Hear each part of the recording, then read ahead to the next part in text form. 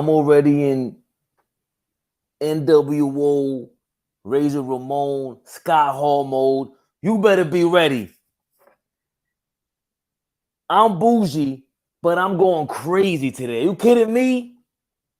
Are you kidding me? All these fake. I kid you not. Hey, don't talk to me. Why is the watch talking to me? This thing. Anyway, Stephen A. Smith, get the fuck out of here, bro. Who's the other guy? Gary Vaynerchuk. Get the fuck out of here, bro. These are for real Knicks fans. The ones that called it from the beginning, from the jump. We didn't run from nobody. We were here all year. We were all here for the last 2, 3, 4 years, and you guys were talking about Julius Randle and Tibbs. Yeah, one of them gone too, but so what? We're here now. All I hear is the NWO music. It's a new world order, baby. Hey, the link is in the chat. If you want to tap in while I yell at you for 5 minutes, it's going to happen. Knicks, baby. Woo! Who would have thought it, though? Me? That's who. That's who thought it. All we live flee. Shout out to him. Who else was saying Knicks in 5 before we started the series? Me. That's who. Nobody else was doing this. Anybody that says this was lying. Lying. They're all bandwagon dudes right now. It's okay. I told you, the bandwagon tickets, they're going to cost you a little more. They're going to cost you a little more. It is what it is. We've been here. So these seats, they come cheap for the real guys. That's what it is, baby. How we doing? Rockstar Mel, you acting like you want a chip. Rockstar Mel, come and click that link and bring that thunder if you want. I'm ending you. You fake Lakers fan. What do you want to do today? You can't talk to me. You don't even have a team. Our team is in the second round when you doubted us. Where are we going, baby? Where are we going? Congrats. That's right. Congrats. I can't wait. The second round trophy is real. Some of you guys can never talk to us. Ever. Milwaukee Bucks, don't ever talk to us. Ever. The Cleveland Cavalier fans, the morons who thought I didn't know what I was talking about. I don't watch basketball because they got 2 7-footers in the paint who are too light in the ass for 7 games. You guys better go regroup. You guys better go recoup. It's over for y'all. What are you thinking? Y'all got to relax. Y'all got a real chance to make it to the conference finals. Oh, yeah, we do, Rockstar Mel. Yeah, we do. You see, I got to thank myself. Shout out myself, of course. ALLBALL will be here in a couple minutes. You know he's a little more tame than me. He's a little more cool than me. But not me. I'm too crazy, man. Are you kidding me? Tom Thibodeau, we wanted you gone. Yes, we did. But throughout this season, you have made adjustments. This series, the adjustments kind of made you, bro, because you didn't want to sit Randall down. And Randall had a crazy game yesterday. A crazy game yesterday. Before he went down, he was starting to get lackadaisical, but they finally got it into his head. Yo, go to the basket. He went to the basket. He was bullying your man, Evan Mobley. This 7-foot Tim Duncan, you guys were calling him. A midget. He couldn't even average 10 points. He got his 10 rebounds, but 10 points. That's your guy. Get him out of here. I want to go to the Julius Randle stats, but not right now. RJ Barrett balling. Yes, Rockstar Mel. You read my mind, Rockstar Mel. RJ Barrett is definitely balling. Without him, we don't get those 2 games in the Garden, guys. We do not get those 2 games in the Garden. Not happening. IQ finally showed up yesterday. He finally decided to come out the damn woodworks. Jesus Christ. Obi Toppin, you did okay. I don't remember anything that you did. You caught that little windmill dunk. That windmill. You know Obi Toppin's feeling it when he catches a windmill with ease in traffic. Just amazing, man. It's great. You guys don't realize, you think that we're overhyping it, but that's what we do. That's what we do. That's why Donovan Mitchell wanted to come to the Garden. But hey, by the way, for all you guys that wanted him here, I can't wait for AllBall. Where's AllBall at? I can't wait for him to explain what exactly is it about this guy that you wanted in the Garden, bro. What do you want about this guy? He's disheveled, back-to-back seasons in the first round. You get eliminated by the MVP. the most improved player, the best point guard in the Eastern Conference. I don't care who you got. We got the guy. Jalen Brunson, once again, dumps your man off into the East River. You visited Rucker last year. You're not welcome this year, Donovan Mitchell. Maybe you are welcome. We're going to bring your loser ass back to Rucker Park. We'll take you to Dykeman, wherever you want to go. Just keep that Cavs jersey on. Keep that op jersey on. We want you here to keep losing to us because we got the best point guard in the game, baby. Julius Randle, good game. Jalen Brunson, like I said, MVP. And, of course, co-MVP got to be Mitchell Robinson. Destroyed your mans. Oh, obliterated your mans. Jesus Christ. Jared Allen, after the game, said, yo, maybe the lights were too big for me. Dog, you are 7 feet tall. What is too big for you? Pause. You see, that's why before, shout out to Dime Dropper. I told him before the series started, we're going to win in 5 because Jared Allen is 7 feet, but he's a soft 7 feet. I've seen it. I've seen Embiid punk him, and I've seen Mitchell Robinson punk him. You can't be 7 feet tall and not grabbing 10 boards a game. Mitchell Robinson averages 4.5 offensive rebounds a game. This ain't hard to understand. Rockstar Mel's in the building. Why can't I hear you, Rockstar Mel? See, I told old boy like there's a such thing about the playoffs is different. It's not for everybody. Everybody don't perform how they perform in the regular season. It was B here saying, do I have to use the MacBook? All right. Go ahead, Rockstar Mel. Let me know if you hear an echo or something. No, it's good. You can hear me good? I can hear you good, but it's all right. We're good then. You can hear me really good? Yeah, you straight. I never used the headphones, but I'm using headphones for the first time. Oh, wow. Look at that. Turbo's in the building. Yes, sir. You guys have witnessed greatness. My prediction came true. You need to play my birthday for your lottery number. I'll let you know about that when we get off the air if you like. Nostradamus over here. Are you kidding me, Rockstar Mel? That was an ass whooping. Gotta give you a props. You called it way before. You called it. But yo, that was an ass whooping. The only thing I've been more right about is Kyrie Irving and KD doing in a shit tank over there in Brooklyn. I said I didn't want nothing to do with that and build a team just like this. I told Dom Drive, I've been telling y'all this shit. I don't want to root for it. Look, you see what happened with the Clippers? You want to root for that shit? Yeah, man, the Lakers? You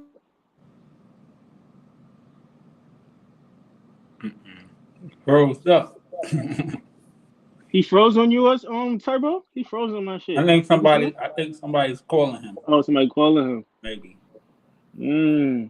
Everybody's a Knicks fan today. That's what's being annoying, though. I know we got a few ones that was in the trenches with the Knicks, but now I wake up, the whole New York is Knicks fans, man. Oh yeah, bandwagon.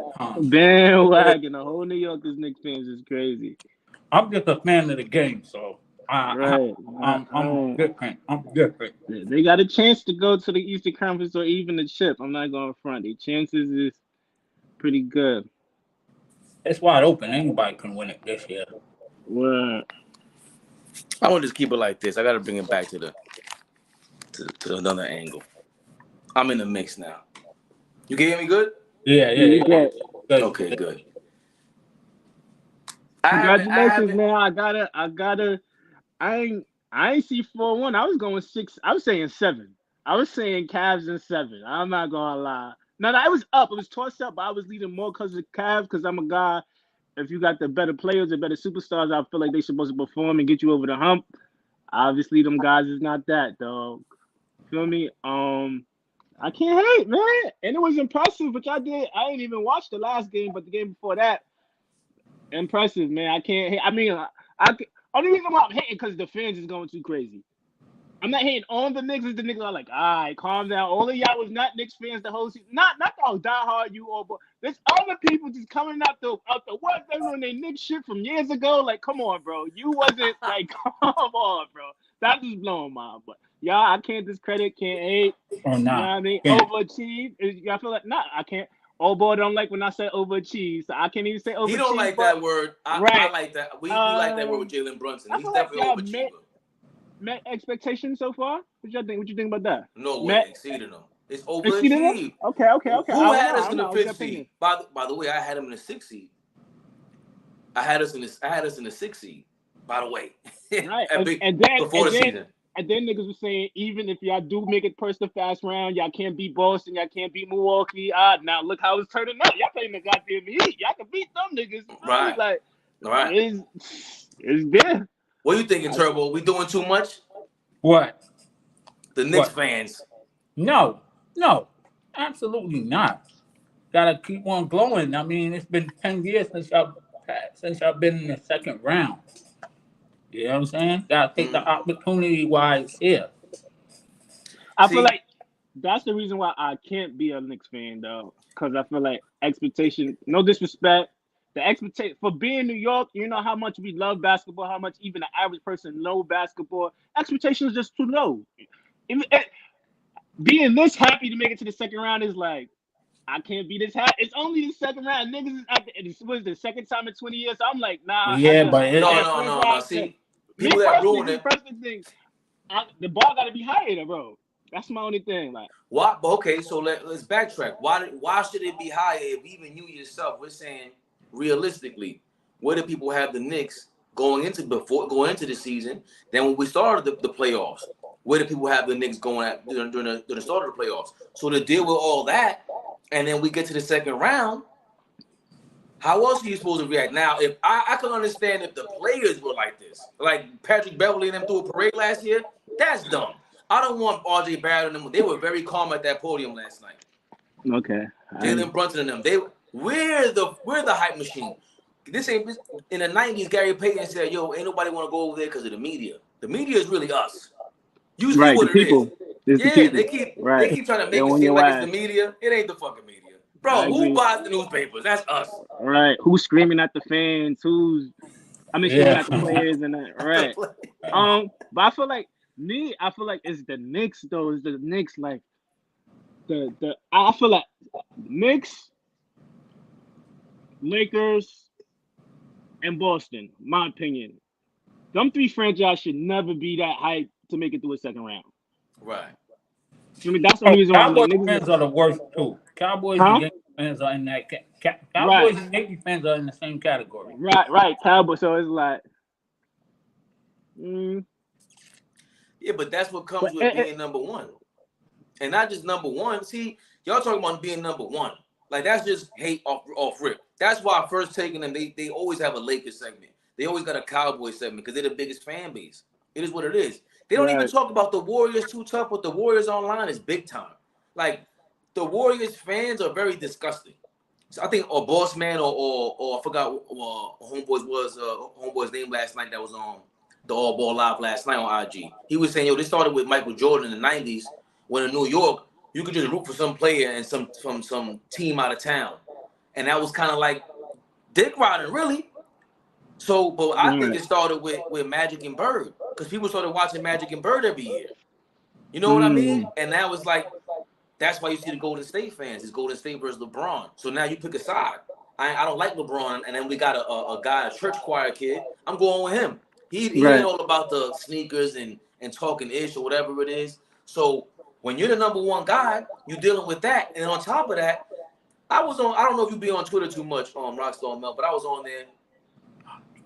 You got a couple of dudes on there just sound like what you're saying. Like, listen, stop the bitch ass behavior, bro. We talk shit. So if other fan bases want to talk it, live up to it. Just deal with it. They were like, yo, you can't talk to us like that. I'm sick of it. Like, you guys ain't real Knicks fans, man. You ain't even a real New Yorker if you don't talk like that. This is what we known for. Exactly. Right. So when it comes back to us, I don't mind you feeling that way. Good. Because if we win, oh my God. That's what you don't want. That's the biggest fear. No. I'm not gonna lie. Like I'm really more of a player guy than team guy. So it's like, you know, certain plays on certain teams, that's what team I'm rocking with. That's what it is with me. But y'all win this series, I'm hopping on the bandwagon. Y'all beat Jimmy Butler. Because y'all know you're gonna be. I always root for the underdogs anyway. I'm an underdog type of guy, regardless. You feel me? Because, you know, coming up basketball wise, I always root for the underdogs.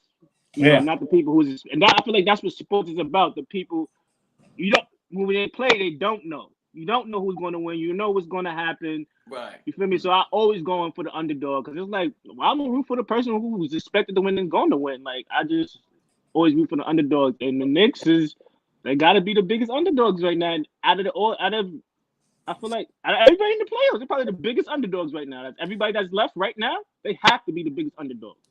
So Turbo, what you think? I mean, obviously the rebounding, but what else do you think stood out from the series?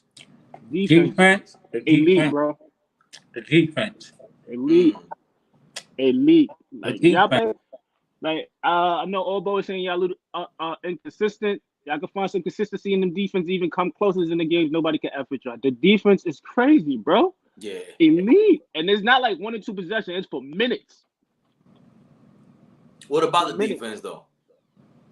I feel like they fit with each other. Like everybody's up on it, man. Everybody dogs. I got nothing but blue collar players who want to play defense, and it's scary. And especially at home. Josh Hart was the most underrated trade in the trade deadline this season. Y'all getting Josh Hart? That was a game changer for y'all. Shout out to Smiles for Cupcakes in the building. She said grit is what stands out. They got the dog. It's like literally, it looks like even though everybody's not from New York, it looks like they got a whole bunch of New York players who just don't give a F and they just strapping up. They don't give a F who they're playing against. Listen, we sticking D. Right. And that's what it looks. That's what it shows. Blue collar. Wow, right. Blue collar city. Like right. Like the way we play, we play like how we was raised in New York. Like we come from the dirt. You know what I'm saying? You know what I'm saying? Like I don't know where Josh Hart is from, but he gotta have a couple of cousins from the Bronx, man. Like he looks like a Bronx. He looks like a Bronx nigga to me, man, with the braids and everything. He may got family up there. We may not know. It's possible because everybody got family all over the damn place. You never know. It's a big world in a small town. You know what I'm saying? But like I was getting ready to say last night, I wanted to do a show last night, but I wasn't really up far with it. Yeah. But I wanted to say this, like New York City basketball is back and it's been representing hard. I mean, if you look at the NCAA tournament, it was nothing but New Yorkers representing.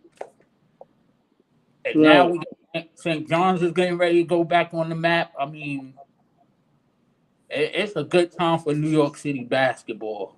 You know what I'm saying? A New York State of mind for certain. Smiles for Cupcakes. St. John's. Hold on. Who they just signed? Rick Pitino. Rick Pitino is the coach. Yeah. One of the. I gotta say, is he a top 5 coach in college basketball history? We gotta put him somewhere in the top 5, top 10.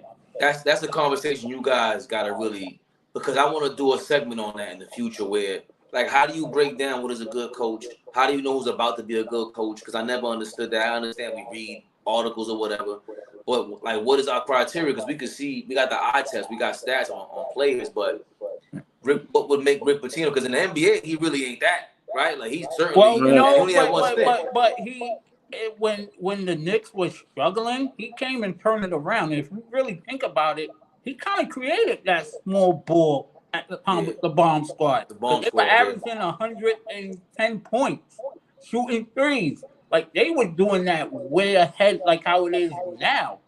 You know what I'm saying? Yeah. So, but that's a conversation for like you guys gotta really break that down for me. Like I was sitting there as a student, just asking questions. Josh House up the street. He from Maryland. Okay. Yeah. I'm gonna have to. I'm on my iPad. I'm gonna type in from my phone. My iPad about to die. Give me a few minutes. Okay. Same link is in the chat. But I think it's clearly the defense stood out. Turbo. Yeah. But also it was JB Bickerstaff, man. All season long, the first thing I said was, yo, if you don't, I was telling Don was, yo, the Cavs really could be in the Eastern Conference Finals. The problem is Evan Mobley's too young. He's not mature enough on offense. And we saw that. He averaged 9 points for the series. Couldn't make 10.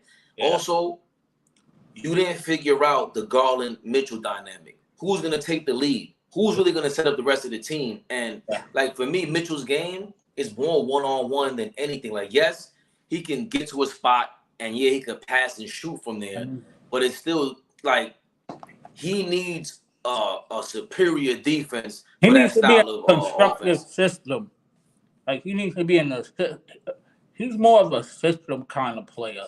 You could tell he's more of a system player. I think if he was in like an instructive system, like if he was like in Golden State, you would see his game will flourish. If you would go if the way how Golden State system is, I don't know because he would need to the system and the coach got to push him to, yo, you got to dribble less. Yo, you can get to anywhere you want. Yeah. He's a running back that needs them reps to keep going. Yeah. And it was just like I don't think he's not a superstar. I think he's a star. Yeah. But you can't have him and Brunson here because we would have ran into the same issue that they have. Yeah, like, it's a small backcourt.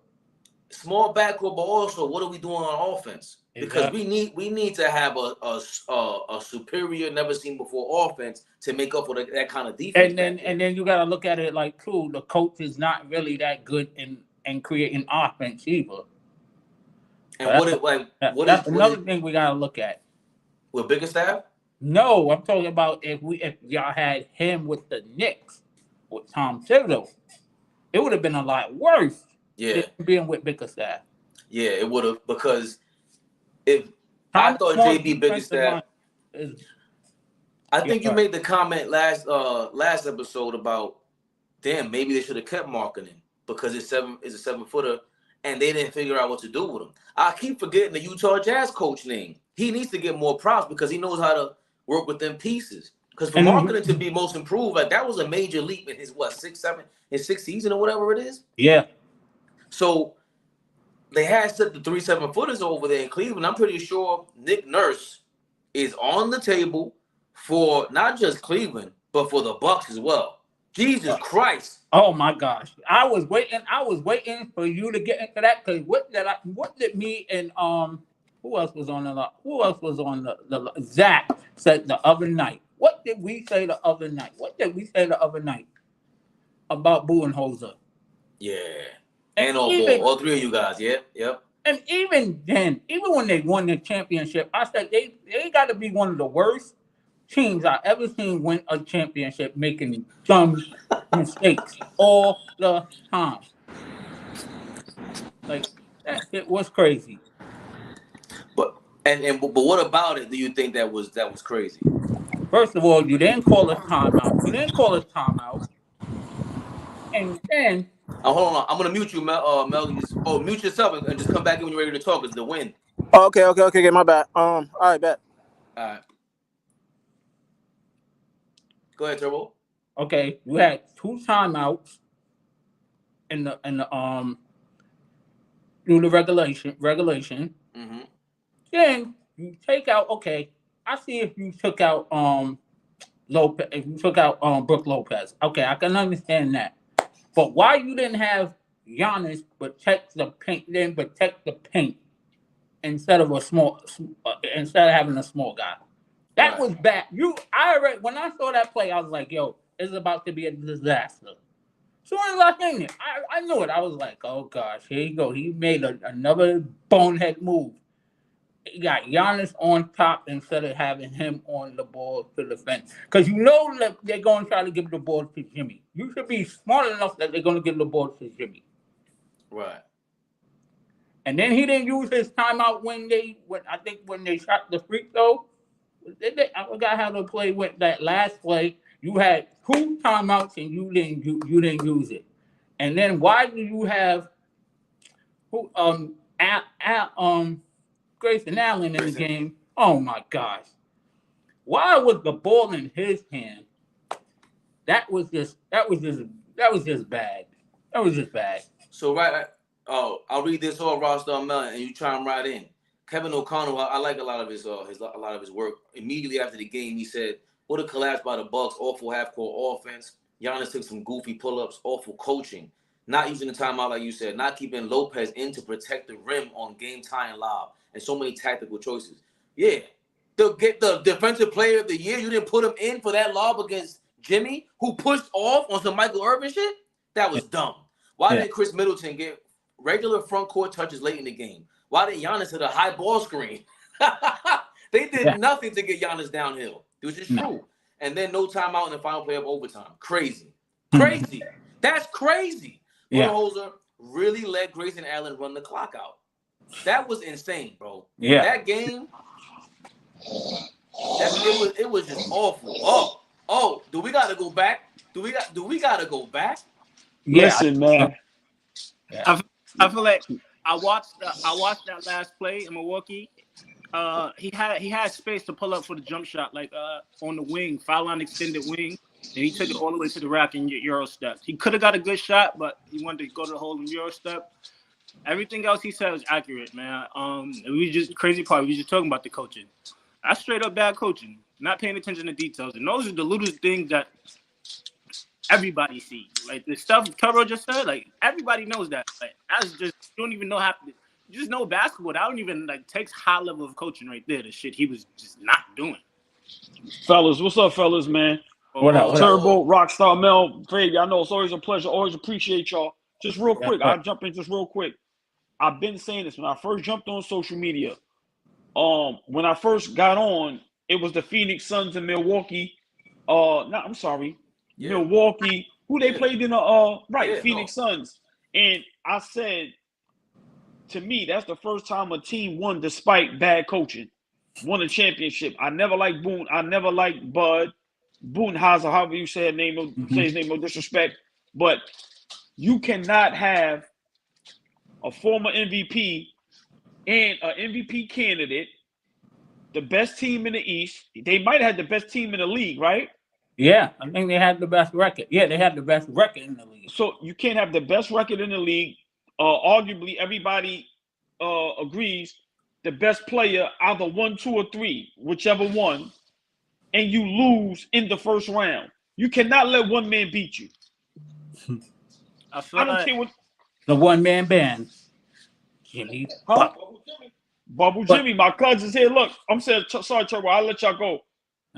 I don't care what nobody say. You cannot let one player beat you. I'm sorry. If that happens to anybody, you should lose your job.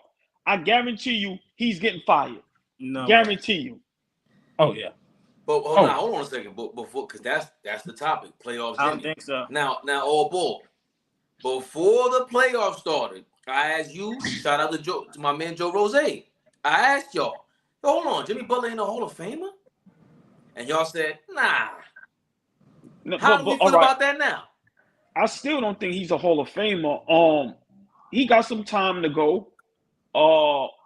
Because now with Hall of Fame, you gotta look at the numbers. Yeah, if we just going off of playoffs, he's definitely a Hall of Famer. But if we go in with everything, you got to see his numbers, his average. Like I said, I think Mel and them was saying it. He only averages 18 points. Yeah, I'm being honest. Well, he can still get in because Reggie Miller averaged 19 points and he's in the Hall of Fame. But his career, he had a lot of seasons when he averaged like 25, 26. Yeah. Jimmy Butler had one season, he averaged 23 points. Yeah, but there's been some guys that have gotten in with less numbers. I understand that, but I'm just saying for now. Back then, that probably was the criteria. It's a new day. I just feel averaging 18 doesn't get you in. But I feel like again, shit. The way how they just letting anybody get in the Hall of Fame now. So it's I feel like if you get a chip or two, he definitely in there. Yeah. Well, Mel, we got to look at remember no scoring titles, but maybe all team defense, right, all team. Like we got to start looking at all stars. So we got to start looking at things like that when it comes to Jimmy Butler. I got a question. Go yeah, ahead. You finish. Go ahead. No. Oh, so my thing is, but I'm gonna be honest. If he gets them to the finals this year, which he's not, because I'm not going against my Knicks, he's a Hall of Famer. If he do that this year, we can't blame the bubble. Remember, they came in as what they was a bubble team, right? Yeah, and they lost the first game. They was a play-in, right? Exactly. So, but is he a Hall of Famer, Fabe? Right now, no. I give him. Let's see what he does in the next 2, 3, maybe 4 years. But right now, he's definitely on the verge of it. I take him over guys like Kyrie and them as far as Hall of Famers. No way. Anyway, I got a question. How do y'all feel about the statement Giannis made?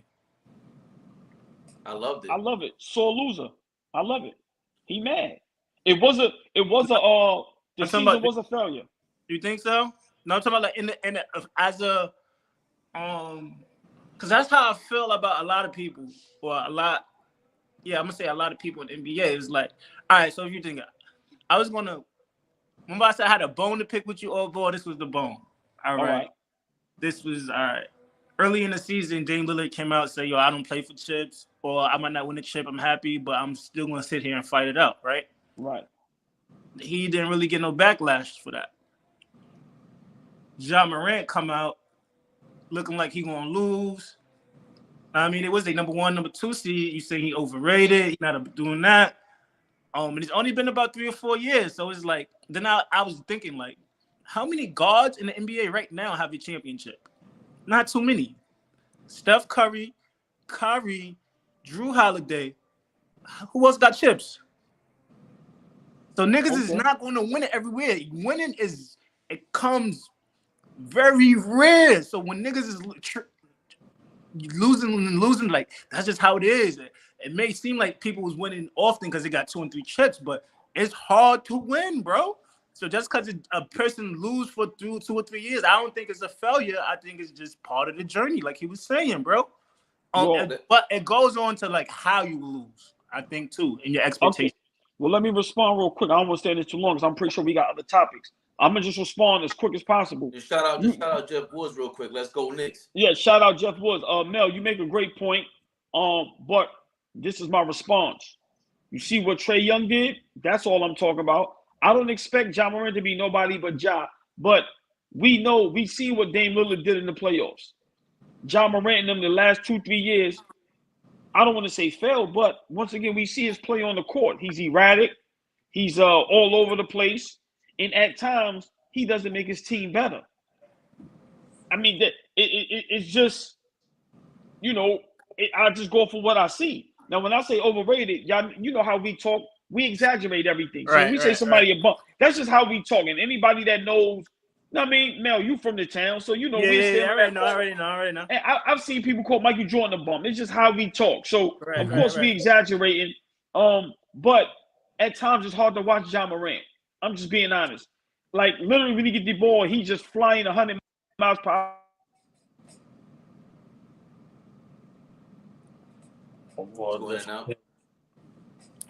Okay. Shout out Nick Pillow real quick. Happy Thursday, fellas. This season is a failure for them. Hold on. We gotta check on Mel, hold on 1 second. This season is a failure for them going out in that fashion. That Heat team is pitiful roster wise compared to the Bucks. So he's answering your question, Mel. Yeah. I feel like it's not a failure because Giannis missed. He missed 2 games and he only played 10 minutes of 1 game. So essentially, he missed 3 games. Giannis don't miss 3 games. The results are going to be different. I mean, I can't use that excuse, but I like Giannis played every game and they lost. You feel me? That's the only thing I'm like, you got to take that in some type of consideration, bro. I got to say this. Out of all the 8 teams this is the worst upset. This is definitely going to go down probably one of the worst. Worse than Denver and Seattle? Worse than Dallas this one was a collapse. Like, no, it wasn't. Giannis didn't play for 3 games, and they took advantage. He could have came back and still didn't play. He didn't play for 3 games, bro. But hold on, though. Let him get it out the wall, bro. No, but the 2 games that he played, they were up 16, 17 points and still didn't get the job done. True. So what excuse are you gonna make? True. Like, I ain't got none. You know what I'm saying? Like, what excuse you gonna make? I can see if they were going back and forth and nobody had a 10, 15 point lead. The biggest lead was 8 to 6 points. Then that's a different story. They battling, but they choked 2 leads in the 4th quarter. That was about to be my next statement, man. Did anybody pray and check up on Don Dropper? I'm fine. Video. What's your Don Dropper? 1 second. When he came back, it was down. It was 2-1. That's not deep enough hole for that excuse to me, Nick Pillow. Okay. Yo, boy, your mic. Your mic. Still. Oh, we still can't hear you. It wasn't as bad as. Oh, now we can hear you. Go ahead. You can hear me? You Now, good? now again, For me, it was For me, that wasn't the biggest collapse. That Denver Nuggets, I think, was worse than this. But I'm gonna tell you why it's a failure. I don't care what nobody say. You cannot have the best record in the league, arguably have the best player in the league, arguably have the best defender in the league. You have two defenders, Brook Lopez and Drew Holiday. You have a bench. It's no way in the world you should be losing 4-1. That's a failure. And I like Giannis. Hold on, I understand why he got upset because that's the same guy that asked him the same question. So I get how that goes sometimes with players and the reporters. Yeah. But it's the season is a failure. I don't care what nobody say. You can miss me with that. They had a better team. They dropped the ball. Coach needs to be fired. But, and then Drew Holiday and them can't play that bad. I'm sorry. But They still got a better team without. Hold on. They still have a better team without Giannis than Miami. Miami got Tyler Hero and Oladipo hurt. I feel like this is one of the series. It wasn't. This one of the series is more about matchups. Like the matchups is bad for them. go ahead, Turbo. Dom, your thoughts, Dom? On what? Bucks and Heat. On the Bucks Heat. Was it a failed season? Of course, it's a failed season. Giannis, I respect the pride that he had in his answer, and it's not. You gotta, you get a number one seed, you play that hard, you have that good of a season. I think I get it. It's harsh calling it a failure, but let me ask you a question. You think Bucks fans think it was a failure? The answer is yes. Of course. At the end of the day, you're the number one seed. You lost to the 8th seed. You're one of 5 or 6 teams to do it. It's a complete failure. I love Giannis, and his comparison with Jordan was terrible. Jordan never lost the number one seed. That's why he has the reputation that he does. No excuses. No, that's not bad. Great point. That's a great point. Well, going back to the question of if this is the worst the 8th beating the number one seed, there's no way. Go to State and Dallas. Exactly. There's nothing worse than that. Yeah. Steven Jackson, I don't care what Derek, MVP. They had no business. But hold on. Dirk was the MVP, and that was flat out because out of playing them out, being out physical. Dirk was healthy. Giannis is not healthy. I can't get on him about that. Hold on. I have a hot take on that one. Go ahead. Hold on, Fabian, Turbo got a point. Dom, you go. I'm gonna be 10 seconds. Turbo got a point. I'm gonna tell you why. It was Miami was a playing team, and they actually lost the first game. So it's different if they was just an 8th seed. They was a playing team. No matter how good we think they are, no matter how good they match up, they was a playing team that beat the team that everybody arguably said is going to the finals. So Turbo might have a point there. Go ahead, Don. But here's my thing with that. If I'd rather my guy, the Bucks, if you're a Bucks fan, you have a reason or an excuse to look at when you say, our best guy was down. The Dallas Mavericks, they had no excuse whatsoever. They were 100% healthy, and your best, your MVP was soft. People forget Dirk was soft back in the day, and he got over the hump against Miami the second time. Yeah. I'd rather root for this Giannis, who, by the way, in the press conference, when he said all this, is it a failure? Yeah, when you look at it like that, we didn't win a championship. Yes, but for a guy like that, I understand what Giannis is saying. There's a certain way we use certain words for him. He's just like, bro, these are stepping stones. You know what? Exactly what he said. Next year, all summer long, you know what I'm thinking about? I'm thinking about this. Giannis is a winner. So when he does lose, he looks at it like, yo, this ain't a failure. A failure for you because you're a loser. You sitting there asking me questions, dog. Right. I'm the big dog around here. Fuck you talking about? I'm Giannis. And he didn't give no excuses. He's like, yo, poor shoe. And he's like, man, sometimes you play good, you just played bad. I just played bad. He didn't give no excuses. Like, he just chalked it up to part of the game. Just to finish that up, I will say this. Giannis is usually, what I don't like is you got to hold off on that defensiveness a little bit. You got to be a little more wrestler like how you normally are, because that's where you failed at, Giannis. Because you're normally mad, cool, funny, no matter what. So for you to react that way, it looks bad when you lose. That's what we don't like about Julius Randle. So we gotta keep it a consistent about that. It is what it is. You the top dog, you gotta act like it. No, that's a fact. You're right about that. Go ahead, Dom. You said you had something to say about this, Dom. Oh yeah, I think the Dallas one was not as bad, but that's only because of this reason. Because when I was a kid, the Clippers were in the 9th seed. We were battling for the last playoff spot against the Warriors. And I remember watching the Warriors play Dallas in the regular season, and they beat them a couple times. And this is back when I was a kid. So like when I was a kid, I was like, oh, they beat them in the regular season, they have a chance. I didn't think of the like the matchup stuff about how they would go small and get physical with Dirk, with like Steven Jackson, Matt Barnes in them. But I wasn't as shocked that happened, because I remember telling my dad, I said, this series is going to go 6 games. As an 8-year-old, I said that. This one, you know which one I think was probably the most shocking for me was like, I mean, this is pretty shocking. I'm not gonna lie, guys. I couldn't believe this. But the one that I thought Memphis was good, but for San Antonio to lose as a 1 seed was like wild to me. I couldn't believe they lost.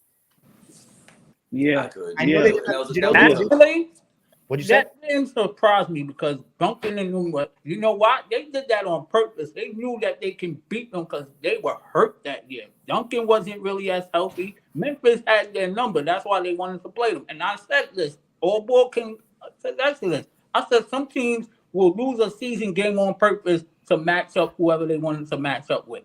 They knew that all the time. And they knew, and everybody said, oh, if Memphis played San Antonio, Memphis got a chance. And that was the first series they ever won in their franchise history. That was the first playoff series in their franchise history.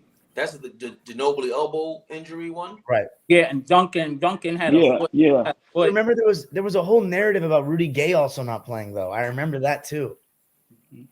But yeah, Rudy Gay was hurt too. Yeah, Rudy Gay was hurt.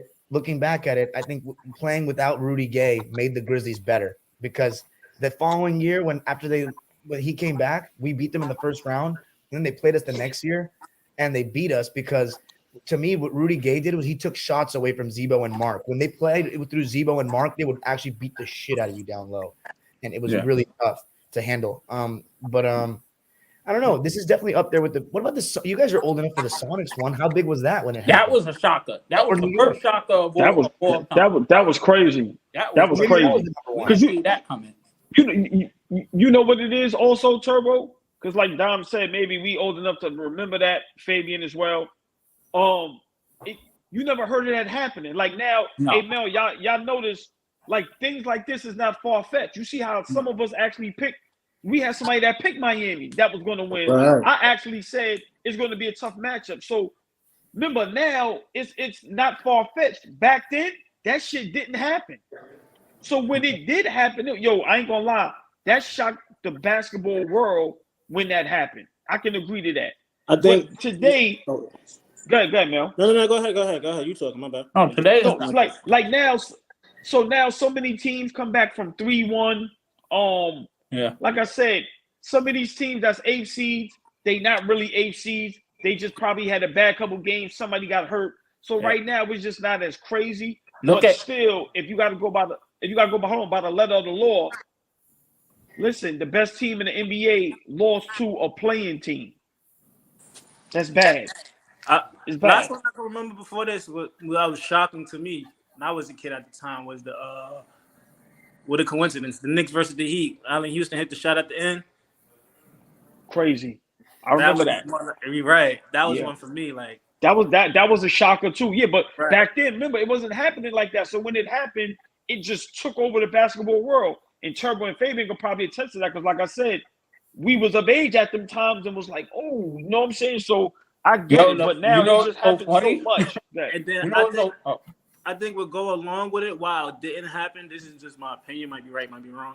But as far as like now, like, like how we all talk about like the preparation's not the same. People missing games, the lifestyle, they more into the lifestyle. So it's easy to catch somebody slipping now. Whether it's back then, it was locked in. Like what, they didn't have no extracurricular activities. No, like it was locked in. You feel me? So now it's just like somebody get hurt, and then niggas is not practicing how they supposed to practice anyway. It's easy to catch somebody slipping. Coaching. You might be right. Looking back, I think Turbo, you might be right about the whole Memphis one. People were saying that Memphis was a little scary. It was just that it was San Antonio, so like you just never expect them to lose first round. But honestly, after thinking about it a little bit, for my time watching basketball, so not counting 99 and 94, this is the most shocking one for me. Just because we've seen Giannis win 2 years ago, we consider him the best in the world. Yeah. I know he was injured, but we never. 5 games is ridiculous, like actually ridiculous. Obviously, if they lost in This. 6 or 7, then you know the argument, the narrative would have been different. But the way they lost in 5, and it was the way they lost. Yeah. It was the way they lost. Yeah. Fabian's Hey, boy right listen. Hey, I think the way big they shout out lost. Nick Pillow, man. Yeah, Turbo, you yeah. But he made a good point. Once again, can you read that or not?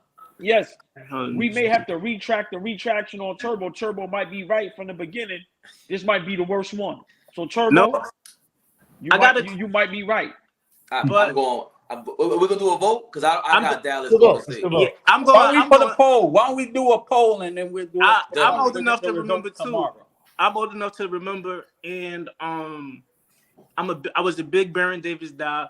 You know, when I was hooping, they say we play similar. It was just like they didn't give the Warriors a chance neither. But the Warriors, they was smacking Dallas. The games wasn't close, and before the series started, it was like they didn't give the Warriors a chance. So that's why I'm gonna go with the Warriors. You gotta remember. You gotta remember the factor. Don Nelson, right? And the weakness of but Dirk. Still, but that helps too. They won 61 games, and then Golden State. That's when they had like the not similar to like the Trailblazers. They had the guys who was out at night, the Thugs, Baron Davis, Jack. You know what I mean? So they didn't think they was gonna pull that off. I'm gonna go with that though. I'm gonna go with Golden State over this one. Yeah, me too. Golden State, Dallas. I'm gonna tell you now. I'm gonna go with Miami real quick. They actually let one person beat them. That's crazy. Right. Let's not forget that Jimmy Butler single-handedly. I've never seen that. Have y'all ever seen that before? Ball. I'm watching the Golden State game. It's coming up on the screen on the top right. Like Miami's down 4. Jimmy Butler, 15 in a row. Oh, it's tied game. It's coming up while the Golden State game is on. They updating us. Like, they don't really do that. It would then come on the bottom of the ESPN. It was on the top right. Like they updating us. Dom. He had 56. We all said he couldn't do it again. Then he comes back in the closeout game in overtime and give him 40 plus. He beat them single-handedly. When was the last time we see one player that some don't consider? Oh, listen, let me just say this real quick, Faye. A player that some don't consider a superstar, some may consider overrated because we've heard it. All right, and he single-handedly beats the best team in the NBA, which some say got the best player, got the best guard that can defend, and got a big man that was up for Defensive Player of the Year. Come on, bro. It's amazing. Although the only thing I'll say to that is we got to give the Heat role players credit because they were one of the worst 3-point shooting teams in the league and offensive teams. They were the worst. I've never seen a team flip it like that in the playoffs. All of a sudden, just did everything like that. That is shocking to me. By the way, hey, AllBall, your Kevin Love comment. Yeah. Oh yes, yeah. Oh my God. And hey, we gotta be shout. I'm being humble. I wasn't gonna say nothing. I'm being humble. Hey, listen, I'm already wearing my red clown nose right now after I got absolutely owned with that Knicks in 5 comment. Well, no. I got owned badly. Listen, hey, Dom, everybody was wrong all around the board. Like I said, this series, I was wrong 100 times. Like I said, I took Clippers, but y'all would do the injuries. Like I said, Memphis, I thought was going to breeze through LA, which is still a series. We all said we are not even watching the Boston Atlanta series. And what that turned out to be. You forgot one. So you forgot one. Talk to me. Golden State. Oh, Sacramento. Pack them up. Right. Golden State about to pack them up, and Draymond's balling. We can get Draymond is balling. You done with? Hold on. We done with the vote. We done with the vote. So you guys is 3-2. Miami's the worst collapse you ever seen. Wait, what did Turbo say? Right. I got Miami. Turbo got Miami. Yeah. Right. So that's 3. Yeah. Yeah, they got 3-2. So, but I like what Rockstar Mel brought it up. So you got Warriors in control, Rockstar Mel. They're gonna pass. It's over. We're going back to the. They have to be. We're going home. It's over. This series over. It's over. This series is over, bro. It's over, bro. I never agree with Rockstar Mel. You know that's my brother. We all argue. Fox got a fractured hand. I agree. His hand is fractured. I always, but like I told AllBall, y'all ain't been watching the Kings the last couple of years, man. You heard Draymond. He usually talks a lot. He was very careful when he said, "Yo, they play us well, man." Like The Kings are the same team on the road and at home. The Kings have yet to have a good 3-point shooting night. We got to give Golden State their credit. Looney is punk as the bonus. Straight up punk as the bonus. And Draymond have been incredible. And Draymond off the bench, looking like Michael Jordan. What that was crazy. Dirk doing one fadeaways. Hey, this man, these Warriors fans. Go ahead, AllBall. Go ahead. No. Go ahead, Dom. Go ahead. I was gonna say these Warriors fans before the series were saying that if we may still, I think we could still win without Wiggins, bro. No chance they would win without Wiggins. No chance to me. They need everybody. His defensive, like what he does on defense is incredible, and he hasn't had a bad shooting game yet, right? No, and he's been going for 2 months. That's crazy. Can we give one can we give one player some props that everybody throw under the bus? And I said he's top 5 shooting guard all time, and everybody killed me over it. Said he can't get his own shot. There you go. That's all I'm saying. He was some tough one. Listen, he's great, but I still wouldn't put him there. I might have to retract what I'm saying about Steph Curry. Like, nah, man. Steph might be top 20 at least. Like top 21. Top 20 all time. All time. Top 20 for me is easy for him. Top what? All time. It wasn't easy for me because for me for sure. Top it's not easy for me to say that because all right, he's a great leader. We see that, but it's the fact that he looks better now for me than ever. Yeah, he was hot before 6-7 years, but he's bulked up. He's smarter. Say what you want about Klay Thompson, but Klay really he's always been up and down. But Steph is the guy. You have to work at off ball. Who else do we always talk about? Dame Lillard. We always talk about Kyrie Irving. John Morant, Trae Young. They cannot work off ball. They cannot, even if they try. And he does it willingly. He does it well. He gives the ball to Draymond. He gives it to somebody else willingly. As soon as he gets the ball, he gives it to somebody else. Run around his screens. He do it willingly. That's hard, bro.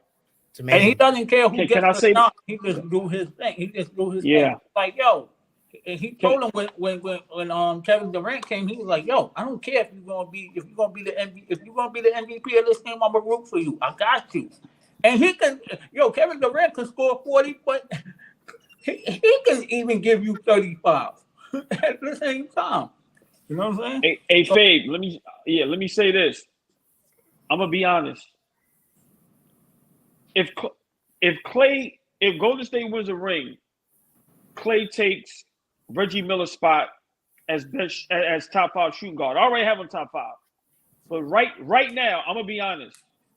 Steph Curry took Isaiah Thomas' slot on my top 10. Well, wait, took a top 10 point guards? No players. Top 10 all time.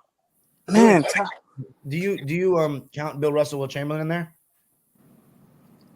Yes. I have You think Curry's better than Olajuwon? Yes. I have Olajuwon in my top 10. That's tough. Curry's in my top 5. Isaiah Thomas is not.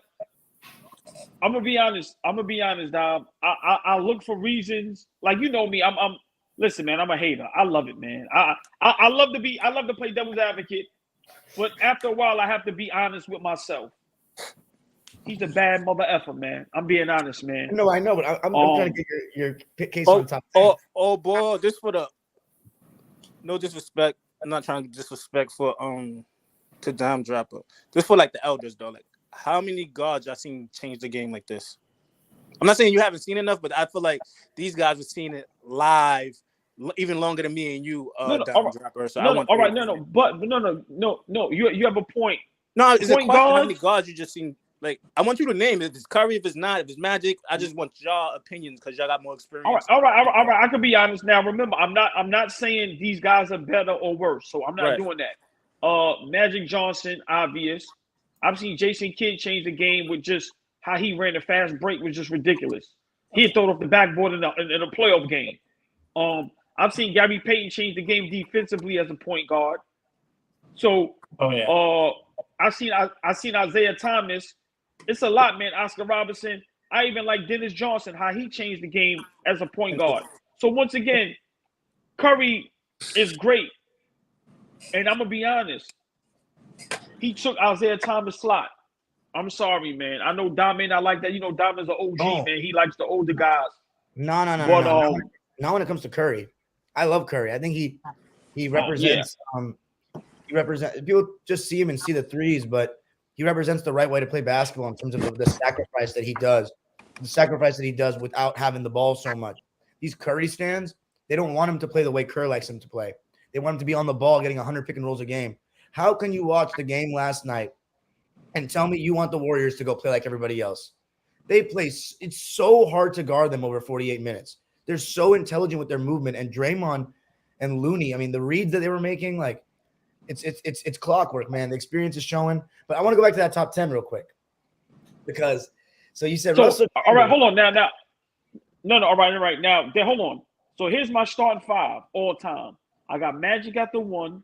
I got Mike at the 2. I got Bird at the 3. I got Tim Duncan at the 4. I got Shaq at the 5, right? Now, this way it gets tricky. I had wow, this is gonna be tricky. You got Elijah Wan, you got Elijah Wan, you have LeBron, you have Russell.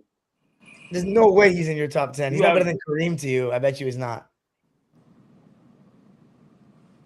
It's Damn, tough, man.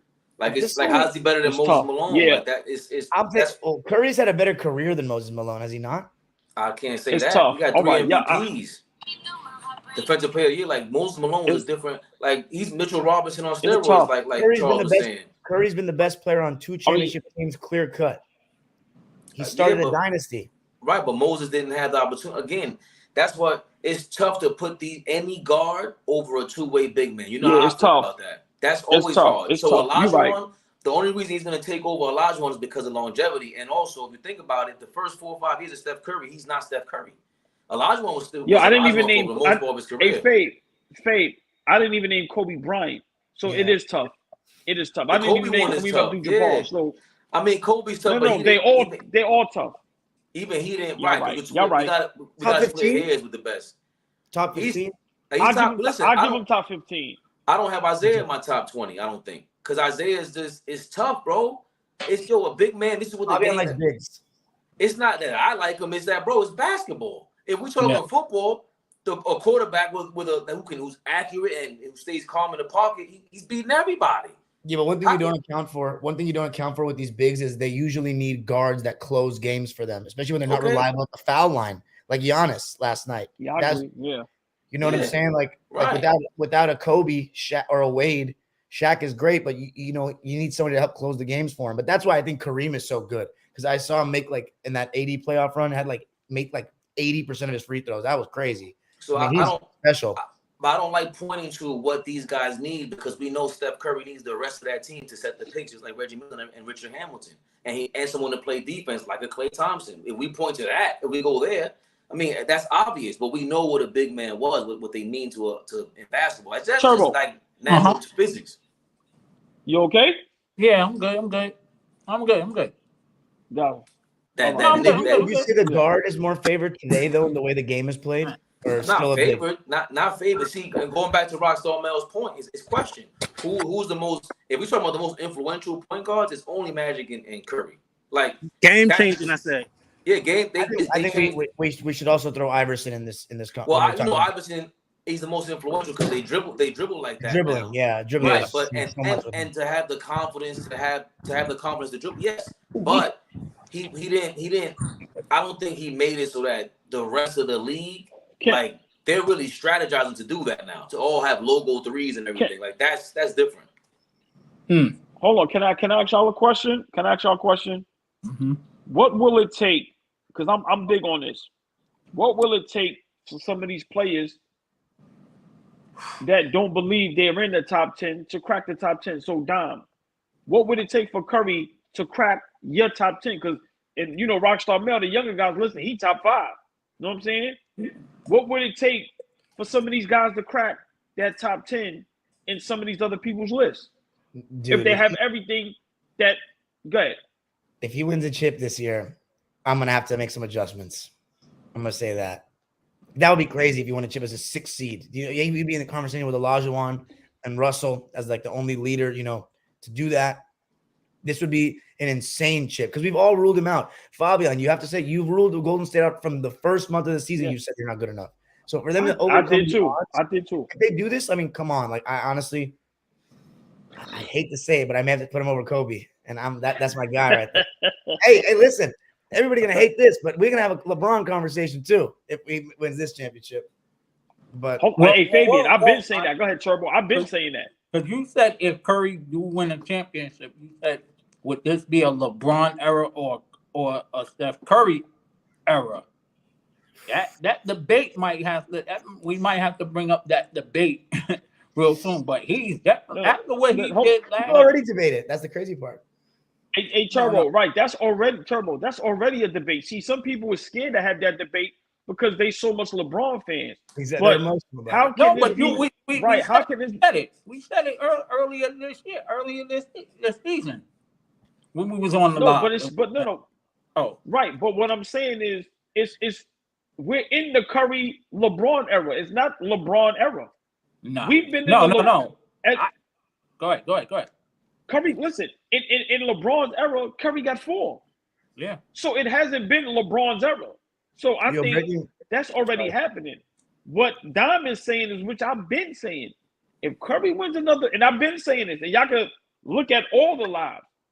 I always say, if LeBron goes however many years and don't win a ring, and Curry, I even threw Durant in that, and Curry and Durant win another ring, listen, man, a lot of stuff gonna have to change. I don't count the rings as a because they could have easily not got Andrew Wiggins. They could have easily not got these other players that help Curry, bro. Like that to me, Curry is like, even when they went to the play-in and they just lost to Memphis, I thought Curry looked like, I said, yo, he might be better than he was before. He really worked out and got better. So no, he carried them. He really carried them when they stunk. Yes, I give him credit on that one. So that's why when they said when he comes to Golden State, I'm like, he might be washed up. I'm like, do you guys watch? You guys do not watch basketball. These guys, just like when Nick, what's his name, Breen, whatever his name was on ESPN, Golick, whatever, saying that the best duo in New York is Julius Randle and Jalen Brunson. These are the guys they pay millions of dollars to go on TV and say dumb shit. How do you think that Julius Randle and Brunson are a tandem watching a game? No way. No. Same thing with Steph Curry, Andrew. Like, this engine runs with Steph Curry. Don't get me wrong, but this is the LeBron era. It is what it is. I disagree. Yeah, but you can't. You talk about changing the game. The whole game changed once LeBron said, "I'm going to Miami." Everything changed about that. All of it. So what Steph Curry did, what Giannis did by staying with their teams, yeah, it was traditional, but nah. LeBron made it so that now Kawhi, KD, all the stars are changing teams. So you can pick your poison however you want. Maybe Steph Curry doesn't win doing the same thing. He chose to stay, and he just happened to be in Golden State. That just happened to be a circle, the happenstance. But for LeBron, to me, nah, ain't no way. To me, he's top 3, arguably. He ain't trying to crack the top 10. He been top 10. Different league. He's in a different league for me. Okay. And also, I'm sorry, AllBall. What will make him with Steph Curry, I think, is just the defense, bro. Like, I think defensively, LeBron was a problem before. We don't even talk about that. And Steph Curry now, I don't know. Like as a guard, do you think? I mean, last year in the championship, bro. Oh, he stepped it up. That AllBall, that defense was amazing by Steph Curry. Yeah. But that's why I think when it's all said and done, when both their careers is over, when you talk about LeBron James, you're going to have to talk about Steph Curry. People may not like it, but that's my thought. You cannot talk about LeBron James, how great he was, how great he is, and it was his era for this amount of years without bringing up Steph Curry. Because at the same time LeBron dominated, Steph Curry was right alongside him. That's sorry. That's a fact. So nobody dominated when Jordan played? Like, that's a lie. Magic Johnson dominated. Larry Bird dominated. Isaiah Thomas dominated. These guys dominated. All right. They had dynasties on if that's how we're doing. I think it's because my bad. I think it's because when Jordan got to the top of the mountain, he stayed at the top of the mountain until he left. Whereas when LeBron reached the top of the mountain, he got this 2 years. Then it was 2 years he didn't win. Then he won again. And then obviously 3 straight years without him winning. So I think that's what it was. And then when people say that Jordan, nobody ate on his watch, I think that's what they're talking about. When he reached the top of the mountain, he said, I'm here, I've won. People couldn't really take it away from him yet, except for when he came back with against Orlando and they beat him.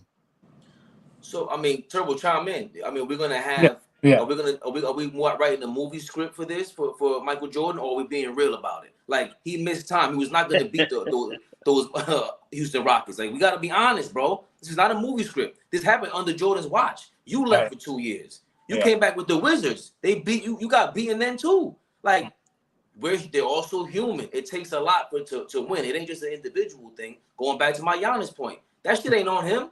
It can't be. We know we're blaming Budenholzer, all of us, unanimously. So we can't say that about Steph Curry. Like the crazy Warrior fans will blame Steve Kerr because they're nuts. But for us, we're like, yo, Steve Kerr, hold on, Fade. Giannis gets some blame in that. That ain't 100% Budenholzer, brother. I don't care if you give him 2% or 20%. Giannis gets blamed in that.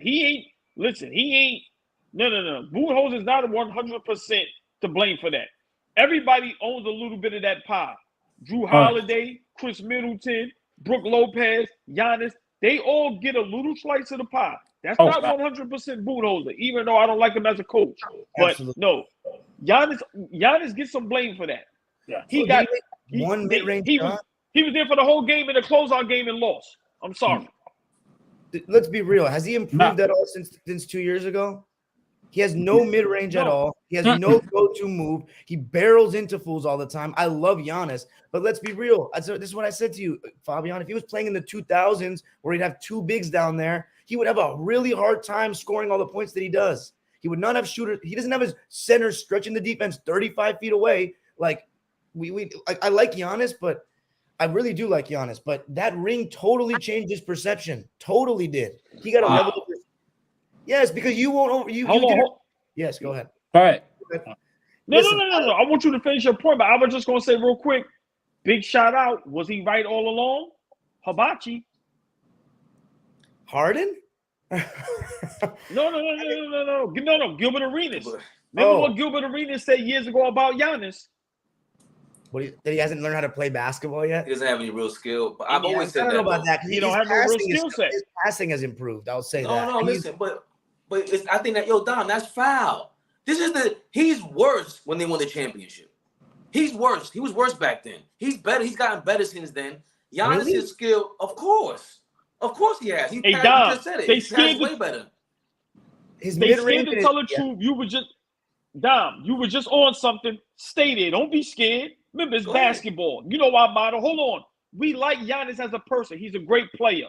Yeah. But with that ring, that's what made everybody put him somewhere. Let's be honest. His game hasn't changed. He hasn't gotten better. And sometimes he's very hard to watch. Let's be real. He's always very hard to watch. That has never changed. Go ahead, Turbo. My bad. I remember in Phoenix, he was hitting some turnarounds over his right shoulder. He had some jump hooks he was going to. He was posting up deep and showing some moves that weren't just bully ball. I think he was shooting like 45% from the mid-range or something that playoffs. Like I thought that was like, he owned me basically. I said Giannis's mid-range is sus. He's got no go-to moves. And he did that. And I was like, okay. And then last year, I didn't really see that at all in the playoffs. But then we said, okay, Middleton was out. So like, even though he didn't show any of that kind of low post skill or a little improvement in the mid-range, because Middleton didn't play, that's why they lost. But like this season, in the beginning of the season, everybody was saying that his jumper has been worse than the last 2 years, like statistically. And I said, that's weird. Like, I don't want to say that Giannis is getting worse or hasn't gone better. Hold on. Yeah. With that one ring, some people say he's top 5 greatest power forwards all time. He's getting compared to Garnett. Not going. I don't know that Garnett shit anymore. I feel bad that even. No. Hold on. Now is that, Dom? You see? You said Giannis is better. No, whoa. I said Kevin Garnett, for the way you talked about it was as if Kevin Garnett it was a gap between Giannis and Kevin Garnett. What I said was, KG was a skilled ass tall dude. Like, he played in this era, he'd be a nightmare for these guys. But we're not comparing. We're not saying this. You were saying you take Giannis because of his and your points were pretty valid. Like he really embraces contact. He's so physical. Like he's gonna create easier points for you. But My only but go ahead, yeah. go ahead, my bad. No, go ahead. I was gonna say yeah. No, not easier points, but it's like with Julius Randle. He's unapologetic about bumping into you in the paint and being Shaq or even LeBron at his prime. They come into the paint, put it in the refs. I dare you to call a foul on me or him. And I'm gonna do it all game long because I'm the star of the team, and I'm taking advantage of that. KG would pull out, pause. He would go out on the perimeter, shoot too many jump shots, like all in power forwards. But in this era, I don't know if KG he would be allowed to be that guy. Back then, I was looking at like you can't do that. You got to put pressure on the defense at all times. Giannis puts pressure no matter what.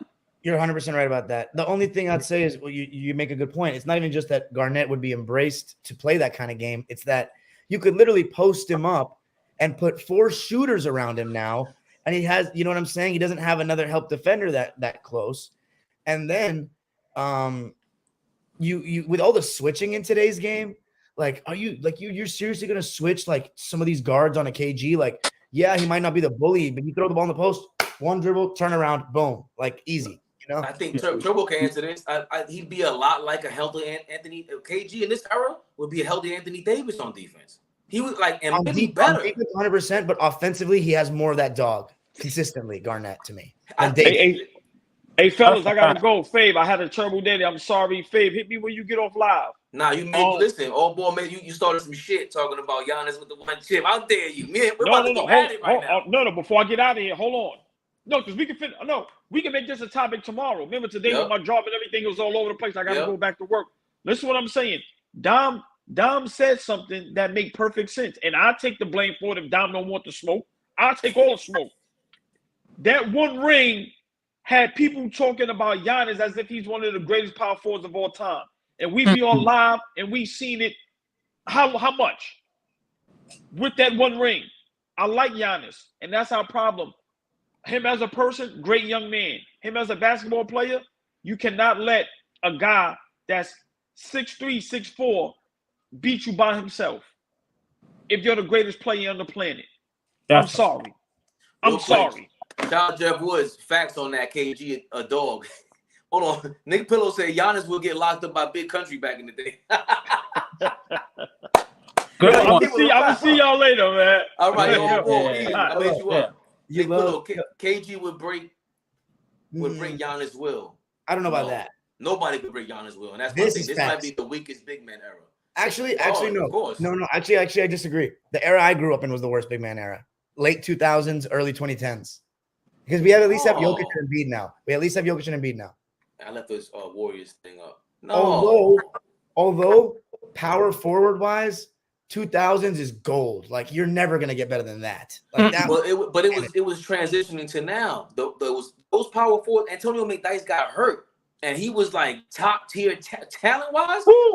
Come on now, and even with KG, it's like Rasheed Wallace is forgotten about because again. Yeah, and they were all in the same draft class too. Crazy. Are you disagreeing with me? Or are you agreeing with me? I can't tell. No, the big man era was from the 90s up until 2010s.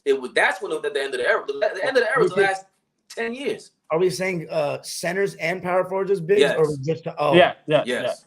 Because now then probably this is the worst, right? This is probably the worst because we don't really have real power forwards. Yeah. Yo, Don, we just went on a live the other day and we looked at the top 5 centers. Joker, after Joker and Embiid, who else do we have at the 5? Gobert, Karl Anthony Towns, Bam, Ayton. Are they 5? Lopez. They're not really 5s. Gotta answer the phone. They're not. They're not. So for me, it's like I didn't understand like that Giannis slander to me is crazy. That I mean, just all and it's all a reaction to him losing. Meanwhile, when he was injured, he sprained his MCL and came back and won the finals. His 16 out of 16 free throws, a 50-point Game 6 clincher.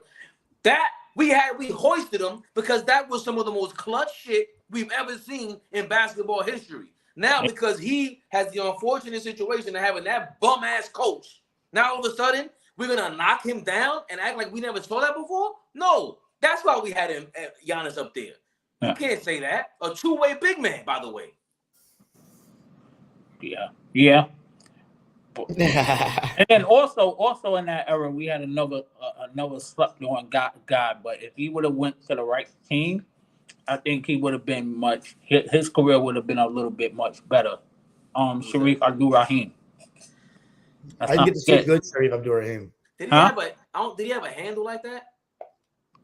He had a good. He was a solid poster player. He had a little hand. He had a little something.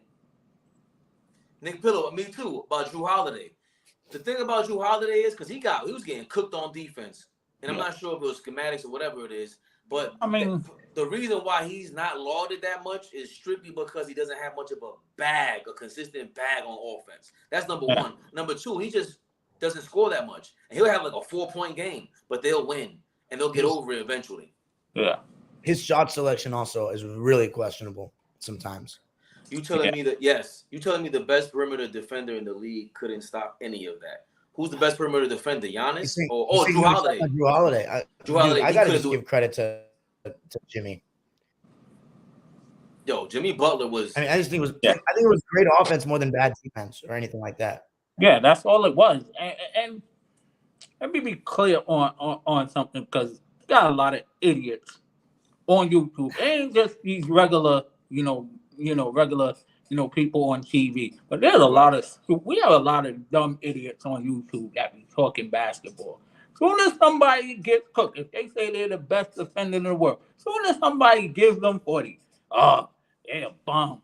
Why are you letting? If you're supposed to be the best defender in the world, why you? Dog, it happens. Better off. It was just happened to be better offense. That's all it is. It's happened to some of the best defenders.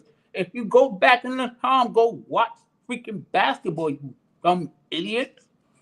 Give you a perfect example. No, I'll give you a perfect example. And a lot of people may not know about him. If you ever heard a guy named Andrew Toney, they call him the Boston Strangler. Of course. And what did Boston? Boston had to go make a trade to get Dennis Johnson, who was one of the top greatest defenders of all time, and he still roasts him. So these things happen. That's all I'm saying. That's all I'm saying. Agree with you. These things happen. But I think his Clippers should get Rondo and Cousins back. See, Boogie Cousins was starting to remind me of not even Kevin Garnett because he shot 46-47% from the field for his career. Like he's another guy's in that big man conversation that just but if he didn't get hurt, I disagree. Would have been he would have been what? No, he was on his way. He was on his way. He was averaging 20 and 10 with the Sacramento Kings, bro. I don't care. He averaged 20 and 10 for what? And what did he do? The problem with Boogie is he was never a great defender, and he used to let he used to let his emotions get the best of him, and he used to get like really bad fouls. And I think the refs at one point just started targeting him too. Yeah. Boogie was Joker before Joker. No, the hell he was not. Get the fuck out of here. Okay, I ain't going that far. Like Joker, underrated passer. I will say he's an underrated passer, but but I'm not going Joker. I don't. He was like Rasheed Wallace. That's who he was to me. He was a better defender than him, though. Who was? I think Rasheed was a better defender than Cousins. For sure. He was, I mean, temperament and then. Yeah. Well, technically, if we're really gonna go, he was before Boogie Cousins. There was a guy named Benoit Benjamin was the original. Benoit Benjamin? Yes, he was the original Boogie Cousins, son. Yeah, but he wasn't. Maybe he was. He could shoot Benoit Benjamin on the Nets and when he was with the Clippers, when it was your grandfather's Clippers. Yeah. At that time, he could shoot from the paint and all of that. And Derek Coleman was the OG of all this. Really power forward that could really move like this. Yeah. Rockstar Mel, what's going on? You wanted to jump back in. Somebody pissed Rockstar Mel off. The Boogie disrespect. Boogie was him. Y'all crazy. Shoot threes, bring the ball up, down low, bully you in the paint, Dom. You don't forget him and AD. Then they brung him on the Warriors. He was shooting trays. Y'all crazy. Before he got hurt, he was Joker before Joker. I'm standing on that, bro. No way. But he was very good. No way, what? He did everything Joker did. No, he does not. He's not pass the ball like Joker. Not as good. Not as smart as Joker. Joker got him on the passing. He could pass, but not like Joker. Other than that, I've never seen a shoot center like Joker. He can't. He No, can well, post game like Joker. Boogie had a we not jumper crazy. though. Boogie had a jumper though. I'll We'll give him it. We'll go. Okay, here you go. While you do that, I'll look up the stats real quick. The stats are not going to do you any favors. Boogie's stats are good, but I'm just saying his IQ was suspect to me though. Boogie, he'd make reckless decisions, like bad fouls. That was the only thing that he didn't have a good IQ. But I understand what you're saying. I understand what you're saying, Mel. Because both of them are slow. Joker is slow. The thing about Boogie that's always going to hurt him is as good as he was is that he never really like when he even went to New Orleans, control his motions. That too, but even when he went to New Orleans, they played better when he got hurt, which was it didn't look good for Boogie because then it let AD play the 5. I think AD and Boogie when they played together that year, it was very like AD would defer. He wouldn't be as aggressive. It was like 1A, 1B, but no, AD's better than you. DeMarcus is the second guy. And that's the only thing about Boogie. We never really saw him contribute to winning basketball. Now, part of it was mostly the situation in Sacramento. You never gave him a real co-star. Yeah. But hey, you can't count on with them stats over there, buddy. What does it look like? I'm trying to share it without being rude. His numbers are fantastic. I mean, look, 27, 11 and a half. Like, yeah, he has the points were great, right? So I thought his 3-point shooting was a lot worse than this. So that's not bad. But look, it took him a while to even learn how to shoot like that. How many years is he actually shooting over 35%? Look at the rebounds and the dimes. The rebounds. One year he had 25, 5, and 12, bro. Come on, that's joking, like, bro. Right, but now my biggest issue with DeMarcus Cousins has always been forget all that. When does he average 50% from the field, big man? You a big man, you can't average 50? That's insane. No comment on that is insane. That one. Yeah, so that's always been my issue, and part of that's because you have a low IQ. And how many assists do you average per year? And this is just stats. I'm not just going by off stats because you know that we all have an opinion. Stats can be misleading. The highest assists he's ever averaged is 5, like you said. Well, yeah, 5 both times. We don't want to go there with Joker. We don't really want to go with assists or field goal percentage or rebound is pretty much the same. And I might give Cousins the rebounding. I might give him that. Because Joker really had a strong season last year, 14 rebounds a game, with nobody in the league. DeMarcus Cousins played against big dogs in there. But it's really going back to what you said, Dom. It's 100% IQ. The IQ is nowhere near the same. Hey, boneheads and he immature. I'm gonna tap back out. I'm gonna go back into the comments. Yeah. Okay. He was that. Fabian. What? He jumped in. Where would you put? Okay, where would you put as far as power forwards are concerned? Where would you have Zebo? That's not a name you want to say around me. Hold on. Before you get there, I gotta know as someone not in New York, how is the city feeling? Also, Brunson definitely fits this team better than Mitchell, in my opinion. He totally does. I never wanted Donovan Mitchell on the team next to Brunson. I didn't mind him if Brunson wasn't here. I didn't go outside yet, but I'm definitely. I don't know if I'll ever go down 7th Avenue with them crazy people. I'm not sure. I don't know. I'll end up cracking somebody's head open. I'm not playing on that games. Brunson owns Mitchell back-to-back years. I said that early on, Daniel Berry. Yo, I said, tweeted. Keep it pushing here. I tweeted today too. Would you guys rather have Mitchell or Brunson? Just because the last 2 seasons, Brunson has outplayed him in the playoffs on 2 separate teams. And that is true. You gotta have. Yeah, go ahead. I'm going to say the main difference to me with Brunson, and I think I'm going to take Brunson now, even though Mitchell is more talented, and everybody was saying it. And I got some really, really logical explanations in my comment section. So shout out to my followers. I got some really good ones. They were saying the same thing I was saying is that Brunson's IQ is better. He's slow. He just controls pace a lot better. He plays at his own speed. Yeah, he gets sped up more often. And Donovan, you know who he reminds? Oh, go ahead. Go ahead. No, who does he remind you of? Yo, you know who Brunson reminds me of? Very similar.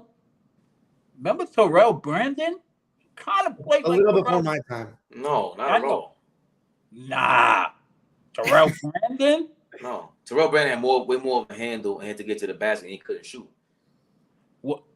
No, I'm just talking about as far as size wise. If you look at they very Terrell was strong. He was kind of strong for little guys too, but yeah.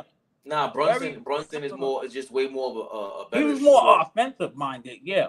But there's some similarities to him, and Terrell Brandon had a little ups too. Yeah, before he tore his knee, He was strong. He was serious. He He can was attack the good, basket. but and again, those are guys I'm that will not have to learn. comparing him, but I said that he very simple. I'm just looking at I'm like, oh, he does have a little bit of. Yeah, he said I'm tripping. I'm not comparing them, but I'm comparing them. But I think Brunson, the Damian Stoudemire one was a good comparison. I think there's a lot of guards. You always bring up Nick Van Exel. I think I just seen. I was a Nick Van Exel. Well, we compared him to Fox more. Fox is more compared to him. But in terms of guys who can just jump on into a time machine and just land today and play the game, because people take that game when they play that game. I'm not sure how you play that game. Are you letting these people? Are they born in this era using the same medical equipment and are raised in the same era, or are they flying in a time machine, same skill set, and playing in this era? Because if that's the case, Nick Van Exel would love this era. He would destroy this era. There's a lot of guys that would love to play in this era. Nick Van Exel. Yeah, offense is just easier to score, man. There's way more space. I mean, the offensive rules. Oh yeah, no. Let me finish my point on Brunson though. Exactly. Brunson owns Mitchell back-to-back years. Yeah. Go ahead. The main thing I was going to say about Brunson is that he's so good in the in-between game, and that translates better into the playoffs than just shooting long bombs all day. Brunson is great in the in-between game. He's got that bully ball aspect to his game too, where he posts up guards and turn around over that left shoulder. Like, I really like his game, man, in the playoffs. It's crazy. Brunson over Mitchell. I never thought I'd be saying that before this year, but Brunson over Trae Young. I've been saying it Brunson over Trae Young. Like, again, Trae Young is great, but that motor. I think I could go there. As far as the last 2 seasons, there's no way we could say Trae Young is playing better. You just can't. Like like Brunson is consistently 50%. He's more efficient. Give me that guy. Now it's easier to build around that. He doesn't have to look to be the star leader. He is the star leader. He doesn't worry about he's just so comfortable in the spotlight.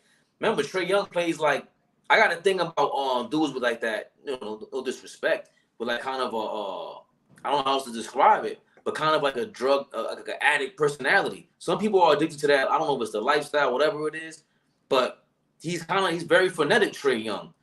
John Morant could be frenetic. That kind of energy, you have to be very careful with it. Like Julius Randle struggles with that. Russell Westbrook struggled with that. And those are the super athletes I pointed to. LeBron James, he kind of struggled with that. So when we see Trae Young, I don't think he's as composed and as poised having to, and for someone who has to dribble the ball and really dictate what happens for that team that often. And Jalen Brunson has been. Darius Garland, he's taking a step back. Yeah.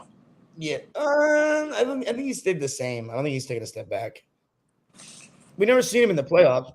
I think he was okay. He probably played better than Mitchell to me. Yeah. But they both didn't play that well. Do you think that they go after Nick Nurse now, guys? Go ahead, Dom and Turbo. Go after who? Firing Bickerstaff? Yeah. To me, he has a better chance of coaching Milwaukee before Cleveland. I think I give him a better shot. And plus, this is Bickerstaff's first year coaching in the playoffs. So I would give him another year to see what he can do and learn from mistakes. I'm not sure who Mel's talking about. Can pass, shoot, play at his own pace. If you sleep, he'll give you 50. Is he talking about? I forgot what he was talking about. What do you think, Dom? Cavs gonna go after Nick Nurse or Bucks or both? Oh, he jumped off. I mean, Cleveland, that wouldn't be a bad idea either. But if you ask me personally, I think I would take the Cleveland job over the Milwaukee job because there's a lot of them dudes are going to be free agents, and all of them is like over 30. So they got enough here. So we don't even know what the roster is going to be next year for Milwaukee because Middleton's got to opt out. Brooke, I didn't know that. Yeah, Brooke is the unrestricted free agent. And then, hold on. why did Crowder did not get? Was he in the doghouse? I have no idea. I thought he was supposed to be this for a guy, you know, that plays like that and talks that much. He had no impact whatsoever. Like, was he hurt? Like, now I'm talking. Oh, breaking news alert! Oh, damn! What happened? Breaking news alert! Lamar Jackson just signed a 5-year deal with the Ravens. 5 years. It got to be like 250 or something like They that. didn't say it. They just broke. I just saw it on my timeline. So that's good for him. That's good before the draft too. So then they lose. Yeah. Well, I don't even know. I don't watch football like that anymore. But I think the Cavs are more prepared to go after a Nick Nurse. That's what I said. I think he more because their team is complete and they're still young. So that's the difference. But I also like Milwaukee. My man, you don't know. Milwaukee, you just don't know. I like my man Kobe Altman from Brooklyn, New Utrecht, Brooklyn. He's the general manager. Who's now the president. I forgot what the general manager is now. You still got Dan Gilbert in there. Yeah. I respect his acumen, and I expect him to pull a trigger on anything that would make his team better. I think that's how Kobe Altman works. He wanted to get Jared Allen and all that. Nick Nurse is a clear upgrade over JB Bickerstaff. Like the last 2 seasons, I've watched them. They haven't like they got Darius Garland in there, but I would think Nick Nurse would know how to use, the Van Fleet, Kyle Lowry, and all OG Anunoby. Then you have Siakam. He knows how to manipulate the lineups. That's part of the reason why I'll get into it tomorrow. But that coaching matchup is what scares me with the Miami and New York series. Nick Nurse can scare you when he has that much talent. And they were the 4th seed. That's not bad. Like they were the number 1 defense. Come on, like they And Jared Allen just that was disappointing for him. And the Knicks did not shoot the 3-point. They did not shoot the 3-point well this series. Ooh, good question. Good question, Nick Pillow. Who y'all see coming back? Who's more likely to come back, Grizzlies or Hawks? I think I will. I say Grizzlies. Yeah, I give the Grizzlies a chance. I think Boston is going to wake up tonight. I think Boston is going to respond tonight. Yeah, I agree. I think Boston is going to respond tonight. Even if Atlanta could come back and take it to a game 7, Boston's too much experience, and I think they know that because people are watching. People are watching. The eyes is on Boston right now. The eyes is definitely on Boston now that Milwaukee is out. So the clear-cut favorite to come out of the East is definitely Boston at this point. So they better get favorites. Boston. Some people are picking Boston to be the favorites. I'm not letting nobody slide under my watch with that bullshit turbo. The favorites of the Eastern Conference right now are the New York Knicks. Forget what y'all heard. I know that. I know you're a Knicks guy, but I'm just saying, if you're Boston, this is a perfect opportunity. You got the lane is wide open for you guys. That's all I'm saying. But the number 1 team, respectfully, has to be Boston because they were there last year. Yeah, they're trying to come back and win this year. And now Milwaukee is out. The eyes is on them. And the eyes has been on them because they wanted to see, okay, you got a different coach now. He's never been in this position. So the eyes is on him. This is what's going to make the second round so fun to watch. My God. Wait. The second round is going to even be more drama than the first round. Knicks are the faves. LML. I forgot what LML means. Let me live. You kids got to tell me what LML means again. Knicks over Boston is wild. Yo, Nick Pillow. Again, I'm not sure if you watched the Knicks throughout the season, but in the last 2 years, we've been whooping Boston out. Like we played them really well. This year, we tore them apart. Jason Tatum had a breakdown in the game. He had to leave during the middle of the game. He had some chick in New York City waiting for him because the way he left in the third quarter, got thrown out the game. We were like, hold on. What brawn is this? Somebody in the locker room with you on 7th Avenue, honey. So we played Boston really well. We were more, as Knicks fans, we're more concerned. We'd rather have played Boston heading into the Eastern Conference Finals. This Milwaukee thing just threw everything in for a loop. We'll get more into the Knicks-Miami series tomorrow. But yeah, I think Boston, they should close it out tonight, like you said, because the Lakers, And Charles Barkley said it after the game. I hate to just I gotta miscredit. If LeBron doesn't play like at least the second best player on that team, what happens? You know what I mean? Like I was thinking they go nowhere if Anthony Davis is not healthy, which is absolutely true. But LeBron had a 2020 game the other day, played out of his mind, and we all forget he's 38. He ain't having them back. He ain't having the 2020 back-to-back game. He shot 1 for 9. He was missing the side of the backboard. So the Grizzlies, I can see again because they're young and closer to their prime. They can go 6-7 games. LML's laugh mad loud. You guys gotta remix everything, huh, Mel? we had the Lakers title contenders. That's another day. And or the Grizzlies better without Ja Morant. Like, I mean, those things can be asked now that they won. The Grizzlies just won. They won handedly. And you know what else? One thing that did stand out, them boys stopped talking. I don't hear the Grizzlies talking. They better. They got embarrassed the last 2 games. They better shut up. I think they play better when they're quiet. When there's but when they put a bullseye on their back, that's when they struggle. No, I wouldn't say that. I think when they put the bullseye, struggle, but you know what I mean. Yeah, they're not focused. Let's put it in that better word. They're not as focused. And if that's the case, they did what they had to do by making LeBron work extra that game and getting him motivated. Because now, say what you want about Dylan Brooks, but he's an agitator. So now what? You had a 2020 game, LeBron, but you couldn't close it out. And that was big time. Now we got to go back to LA. There's a lot of pressure on them, and those role players. There's a lot of pressure on them for guys who haven't won before. We have Richie, I forgot to say his name, and Austin Reeves. Austin Reeves' guy's been turned to white chocolate goat all of a sudden. You're right. A lot of pressure on him. Nick Pillow. I need New York to bring a chip home. I'm riding with you. Don't got a team. My favorite player is IQ. Emmanuel Quickly. That's crazy. I like Emmanuel Quickly. He finally showed up on Nick Pillow. Yeah. But, the Lakers. I can see that going 7. Turbo. Yeah, I can see it. But to me, the pressure is on the Lakers to close it out. Because if Golden State close it out tomorrow or whatever day they play, they got to turn back and play on Sunday. That series starts on Sunday. If both teams close it out, and then LeBron and them got to go and get on the plane and travel and play against Golden State on Sunday.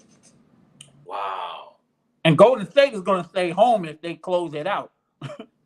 And they're in the Bay Area. Yeah. Which is why they wanted to play Sacramento. Yeah. And they don't want to play Memphis, according to Green, because it's so far away, which is hilarious. That's why they wanted to play Sacramento. Trae Young goes crazy at home. I got Atlanta tonight. The Lifestyle Ice Trade don't play bad with the Migos, Gucci, 2 Chainz, and Little Baby there. And they're all going to watch them lose, Mel. Hate the break to you, too. What are you talking about? Jaylen Brown is going to beat them down at home. Remember, Jaylen Brown is from Georgia. So we're going to sign off on this one. They had a crazy, this dude, he be having a crazy list. He be doing like his top 15, like players from different cities. It's dope. I'll be like, God damn, I didn't know that player was from. I'll send you the link. You probably seen his thing before. Never. That's dope, because then you get to learn who's from where, and that factors in. Because I only know about that because of Flea. Shout out to All We Live Flea. Because of him, I knew Jaylen Brown's from Georgia because of the whole, pending all the suspicions about where he's going in the off season. He got a player contract, player option. But we're gonna end this right. Turbo. No, I appreciate you send you the link. I'm gonna definitely send you the link. I'm gonna send it to you right now. I'm gonna send you his thing right now. I'll send you his thing right now. I'm gonna DM. Appreciate it. We'll post that up. Thank everybody for showing up. Dime Dropper, of course. All Ball, of course. All Ball, Dime Dropper, Turbo in the mix. Rockstar Mel, thanks for jumping in, bro. Nick Pillow in the comments, you always keep me entertained. And we had somebody new today, though. Let me scroll all the way up. Like I said, we getting ready to change the game, y'all. This is the beginning. Smiles for Cupcakes. I see you. Been showing love and support. Jeff Woods. Jeff Woods, I've seen you before. It's not my first time. Not my first rodeo with you. Salute. He's from Marietta. He's talking about who's just looking up, Turbo? Oh, I think Rockstar Melon's talking about the guy that I was talking about. He probably follows his page too. No, the guy who's talking. Who's whoever you were looking up. Oh, yeah. I forgot. Yo, we're going to, but tomorrow, 2 p.m., same bad time, same bad channel, AllBallTV, Knicks suckers, AllBallTV suckers. Yes, sir. Turn up. Race man nowhere to be found when Draymond played good. Oh, my God. Yo, I'm clipping that up, Rockstar. I'm going to clip that up and post it up there. Rage man, where you at? Rage man didn't show up. He didn't want no smoke. He reposted my post, Turbo, talking about these Knicks fans get out of hand. They got the Knicks in 6 versus the Miami Heat. I ain't say all that. But guess what? Tune in tomorrow to hear my prediction for the Miami Heat New York Knicks series. Ooh, 2 o'clock. All-Star.